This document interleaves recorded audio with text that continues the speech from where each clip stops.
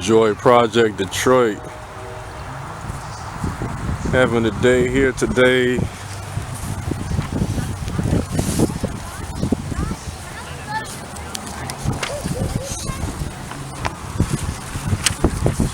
Little windy. This is for Fannie Lou Hamer. Find out about her, do some research. This day is in honor of her. They're doing a whole pig roast. I just got here, so I haven't seen that yet. You see they have some nice things growing over the springtime. This is mid-October, so some of the crops are switching over. So what's that? Oh, for real? They like that?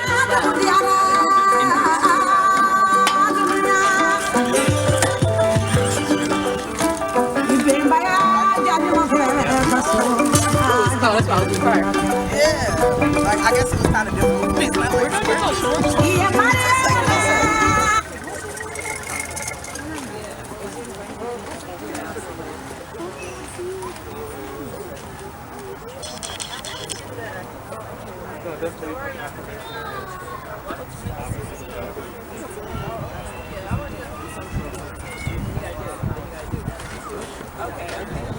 the way that it is moral signaling. The meat is not poison for your body. Meat is not poison for your body. Meat is not poison to your body. Meat is not poison to your body. Meat is poison. If they put poison in the water, no one says don't drink water. Water is bad for you. They say that the water is poison, and that is what has happened to us, to the animals, to the plants, to the air. The way that we approach agriculture, not just as a nation, but globally, is as, and I don't want to play like who's worse or whatever, picking sides of what's the worst, pick the better, the lesser of two evils. But do coconuts grow in Michigan? Do you know what it takes to get a coconut to Michigan? For your canned coconut milk, your coconut replacements of all the dairies that you have been told is poisonous for you. Do you know how many jet fuel has to be burned into our atmosphere to transport those things? Do pineapples grow here?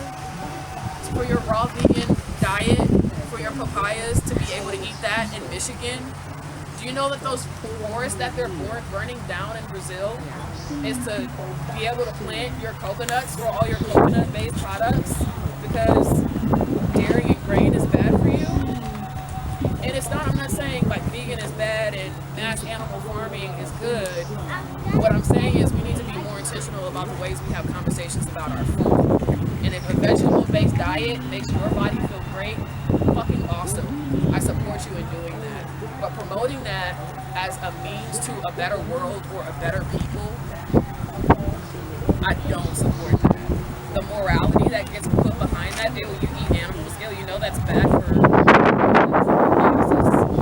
whatever.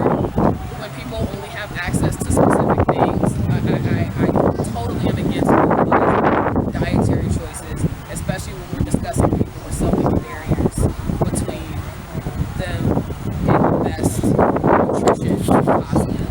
But back to the pork and these collard greens. Is the highest available source of land-based, animal-based, plant-based vitamin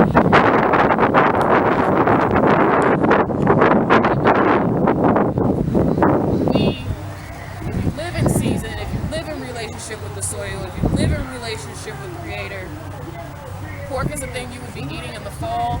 It's a thing you would be processing and curing and preserving to eat and sustain yourself throughout the winter. The winter months are the time that you don't have sun and you deal with sads. That pork in that collard green, in that pot liquor, is a sustenance that you will be eating seasonally that supports you through that season. If you live in relationship with the soil, if you live in alignment in relationship with the seasons, if you live in alignment and in relationship with the Creator, everything that you need is available to you when you need it. That collagen that comes out of the bones in that pork makes the minerals out of the collard greens more bioavailable to your body. Again, just because a plant or an animal contains a particular nutrient doesn't mean you get to have it if you don't got the spell together. If you haven't put the right ingredients in your culture, you don't get to manifest the spell that you're trying to cast. That part. That's that piece. So yeah, all types of reasons why this pork is in this pot. I'll tell you that putting smoked meat in pots of stews and soups is an ancestral practice. One of the first things that I learned when on my first trip to West Africa. Coastal community is where we were on the coast of Ghana. They were catching fish, frying it, and then smoking it, and they use that smoked fish to add protein to an otherwise protein deficient diet. And that smoke adds flavor. So that process of using smoked meat as a flavoring in addition and a protein addition to an otherwise vegetable dish is something that we practice ancestrally. The process of using chitlins, which is a thing I will not eat, and I'll just to put out there, it's a thing I will not eat, but the process of eating and consuming chitlins is not some residual slave trauma. It is respect to that entire animal that has been birthed, given to you by the sun, by fire, by water, by earth, by air. It is respecting that gift and understanding that God doesn't create waste. There's no such thing as a trash piece of meat. So all of these prices, this costs more, that costs less, because this is more than God don't make no trash meat. All of that is in one way or another. Our ancestors knew that and respected before. Now, regardless of how you feel, you might be like, oh, what if they were fucked up before they even got here? That might be your perspective. But my goal and my intention is for y'all to understand that ancestral foods aren't just white people's throwaways. Who made the white man our nutritional expert in the first place? So just because that got rejected from the white folks' table, it got sent outside. Again, our genius is not in making something from nothing, but in understanding the value in everything. And that's what that's what collard greens and pot liquor do for me. If you don't know what pot liquor is, sorry, I'm just assuming everybody knows that. Pot liquor is the liquid that Let me comes know if off I'm in your way. I'm just trying to get closer So over here. whether you make your broth with or without meat, with turkey, with pork, with chicken, whatever it is, the broth that comes off of those greens is the pot liquor. And I don't know if we said this in the conversation already, but what would happen was the greens get taken out of that pot and then goes right into the big house. And the pot liquor is what's left over. So because white people consider that not valuable, society has considered it not valuable to the point that a lot of people don't even know the word pot liquor. But that vitamins and minerals that have a lot of that. They tell you if you put your vegetables, you lose nutrition into the water if you boil them. Drink the water. It's delicious. Season it. Yeah, I was fussing at you about you don't need no hot chocolate, drink some pot liquor. Don't drink no hot chocolate, drink no pot liquor. Your throat hurt, drink you some pot liquor. COVID going around, drink you some pot liquor. You got a hangover? Drink you some pot liquor. If we eat, and this is everybody here, no matter where you're from, no matter what your heritage is, your ancestral foods contain everything you need. You don't need to eat every color of the rainbow.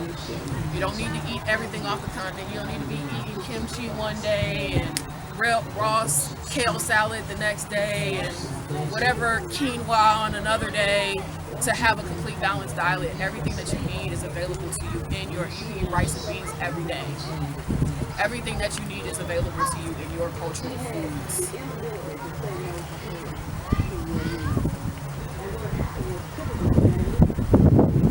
Your meat's not poison. Meat is not poison. Meat is poison.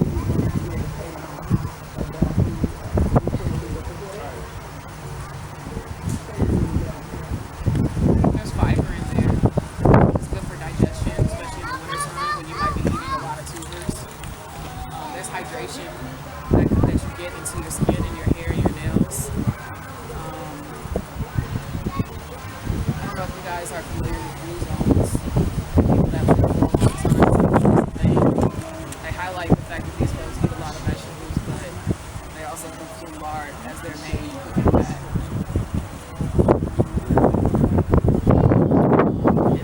I don't know the difference between mono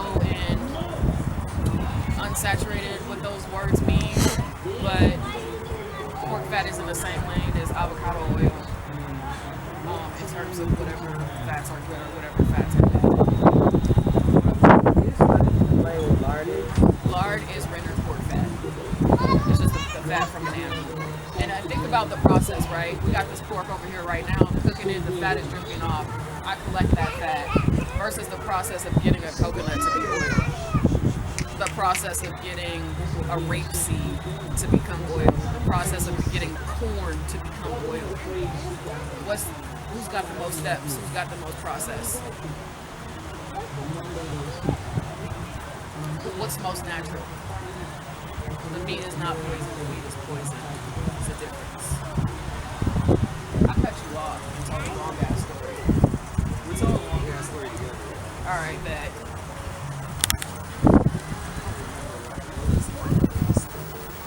You were talking about nutritional content.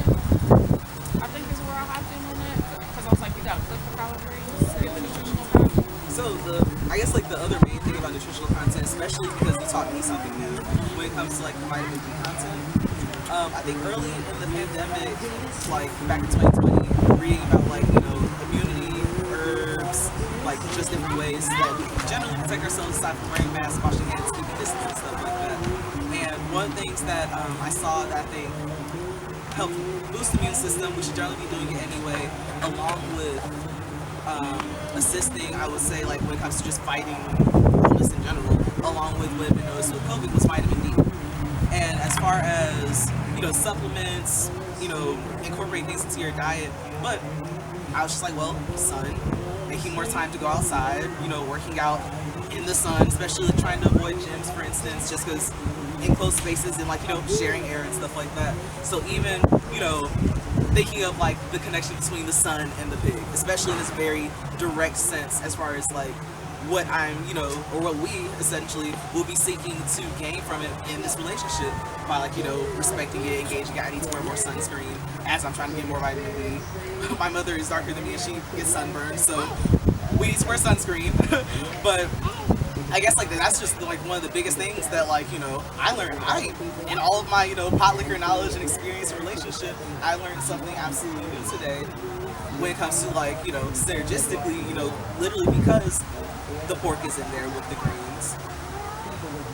We have my or an additional boost of it at least. Because I don't know the nutritional prices on that. I'll add to the conversation about the nutritional value of some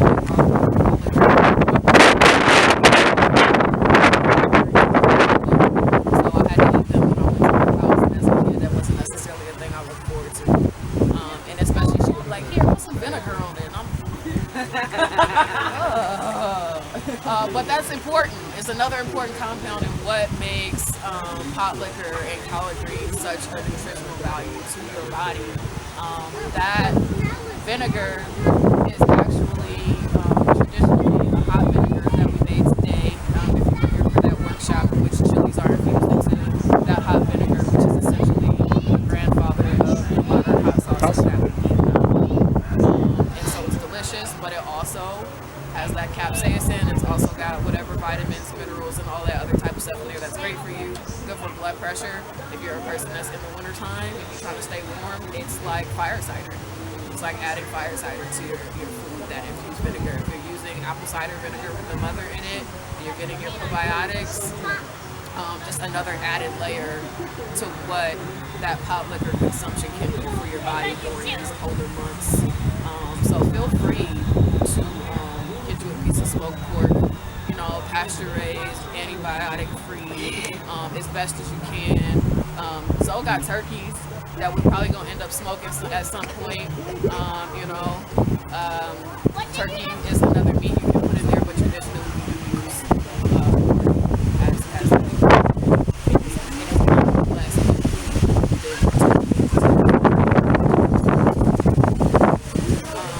I probably have some notes somewhere that was like about 12 pages of handwritten notes about what we were going to talk about, and I'm sure I've missed something somewhere. But if y'all have questions, you can go there. Can I say something I'm a little bit afraid to say? There's a question, right? It's like safe. this,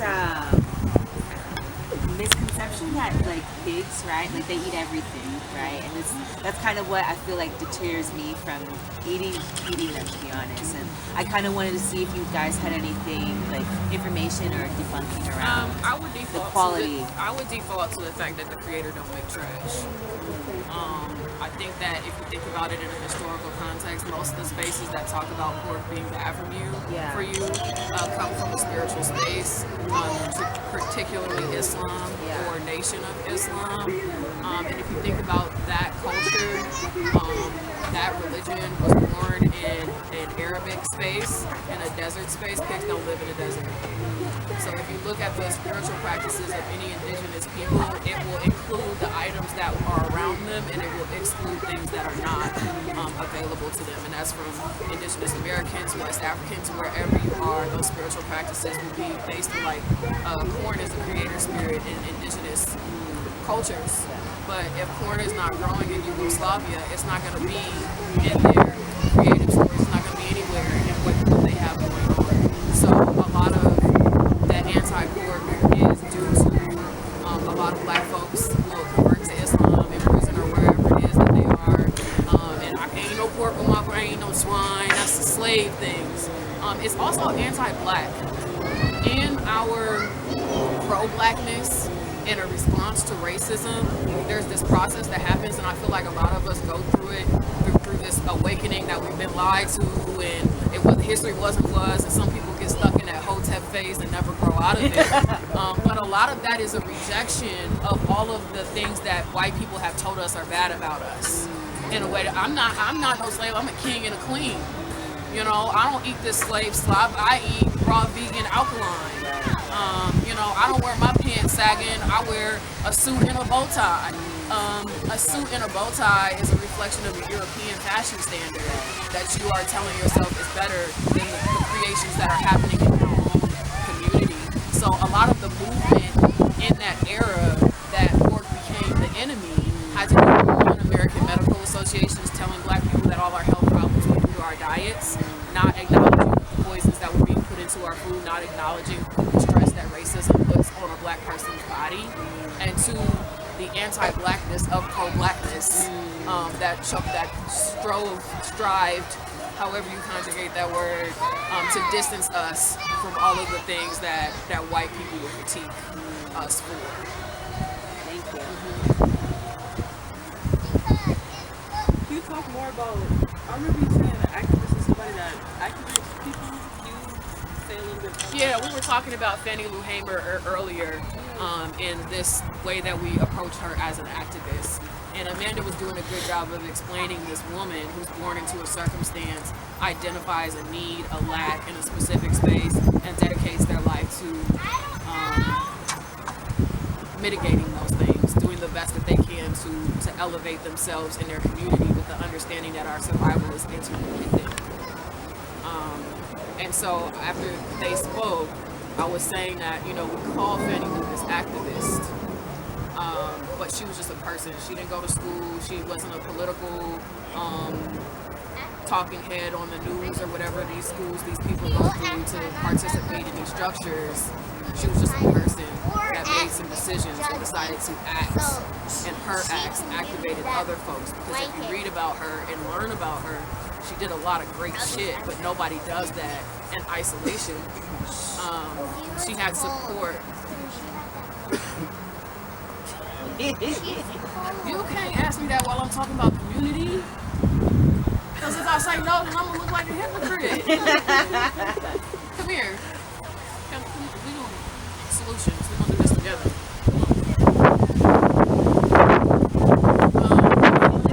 Sharing. And so what I was saying about an activist, and the purpose of being an activist is to activate. And if you consider yourself a person that supports or follows an activist, then you should feel, if they're doing their job that you think that they're doing, you should feel called to be active, to act. The purpose of being an activist isn't necessarily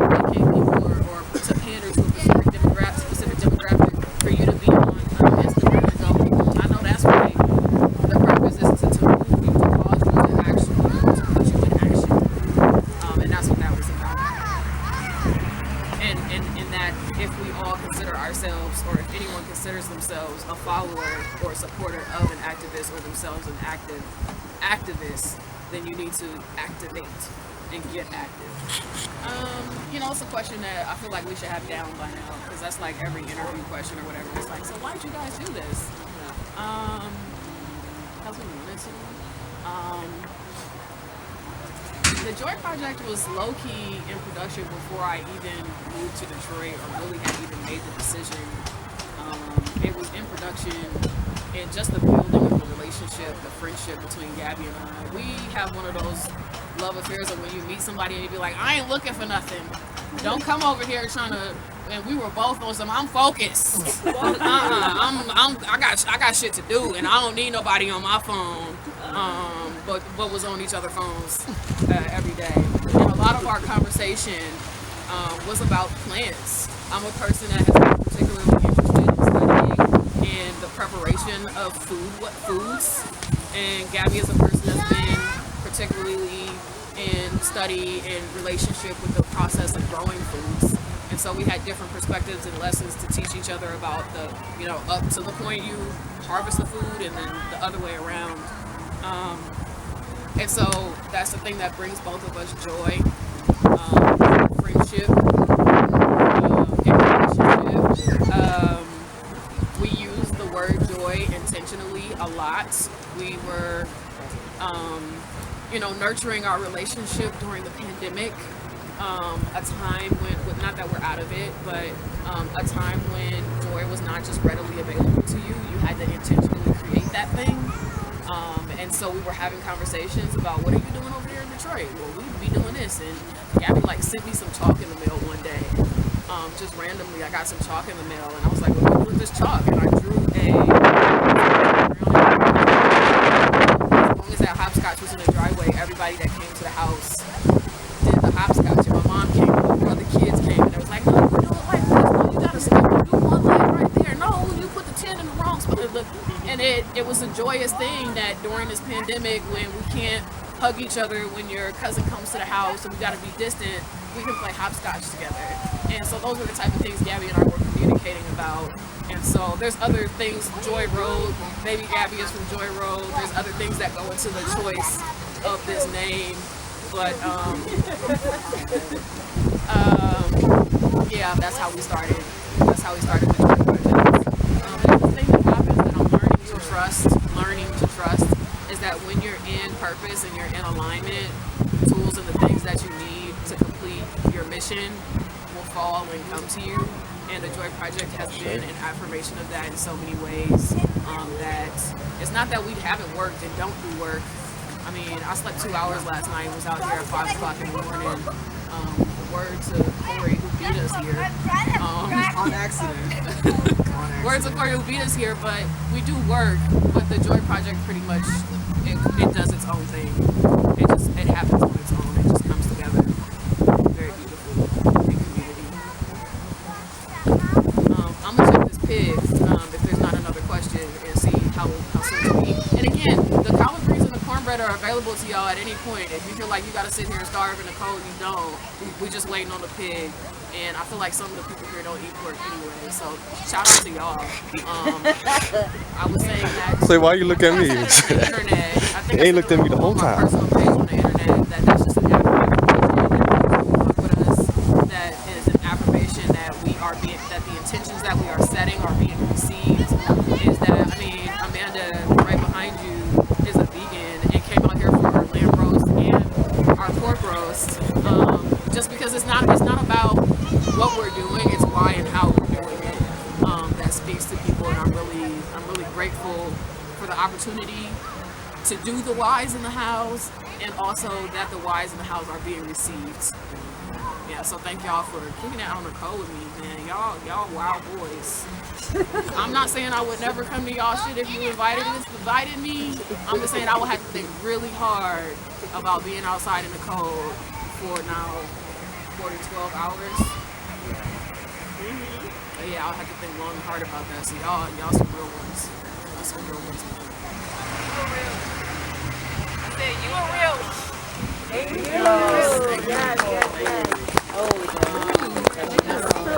think that's our programming for today. We got the documentary playing. Y'all learned how to make infused vinegar, pickled collard green stems. We had the coloring things out there, Fannie Lou Hamer, coloring pages, paint. We grew those pumpkins specifically. We didn't know what our Harvest Fest was going to look like, but we was like, we want to grow these just to have them for people to paint at the Harvest Fest. So those pumpkins are there for that. We had our table. Everything that's here, I made the rule, don't touch my collards, don't touch my pumpkins, and don't touch my cotton. But everything else that's here, from these flowers, these herbs, there's plenty of chili peppers, there's more of those pumpkins if you want to take them and put them on your mantle or on your front door so the squirrels can eat them. Anything else that's here, I do have envelopes if you want to collect seeds. Some of the stuff has gone to seed already, particularly the beans and stuff out there. Anything else if y'all want to collect seeds, please. This is a Fannie Lou Hamer Day celebration and a harvest festival. Harvest some shit and let it bring some joy into your space. Yeah. You got questions about how to harvest something? I'm available. Oh shit, you know what? Before y'all go, I forgot to plug myself. I'm going to Cameroon next year. I need money. Y'all food is free today. This whole day was free today. And if you don't donate, I will not take it personally because the intention was for this to all be free. But if you felt blessed that you want to share and put something on the pulpit, I got a QR code that I'm going to put over here on this table. GoFundMe to send my ass to Cameroon because that's where I be getting these informations to tell y'all these stories. What part? I don't know yet. Okay, I traveled to West Africa. This will be my 6th country in West Africa. Wow. I've been traveling with a group of chefs. If anybody's familiar with the name Michael Twitty, he's a culinary historian. Gang, that's my brother. And a group of chefs. We travel. 2 more from Detroit. Curtis comes with us. If you guys know Curtis, Lola from KGD comes with us. Devon, the dude who built this stove for us back here, he's from LA. He comes with us, and a few other folks. And this year, I'm really excited about the new people that are coming. Gabby keep calling me a groupie, but it's just some hard hitters in the Black culinary heritage community that are on tap with us today. So I need to get there. I need about 4 stacks. I don't expect y'all to do that tonight, but y'all help me out. I need money. It made me think, I made this like little video thing and I never posted it because files and transfers and shit, but from How High, I need money. But I do. So I will make an official like post on the internet or whatever. I haven't really put it out there yet, so y'all can like and share and follow and all those good things. Hey! Let me check this pig and then maybe we can eat something. When? Next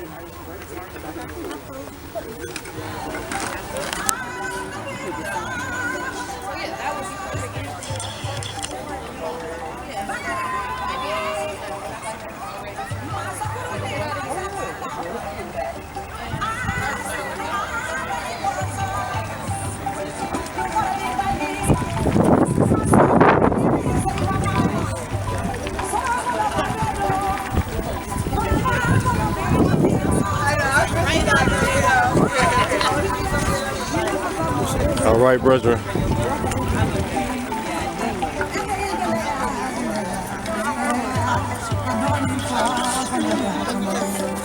Bye.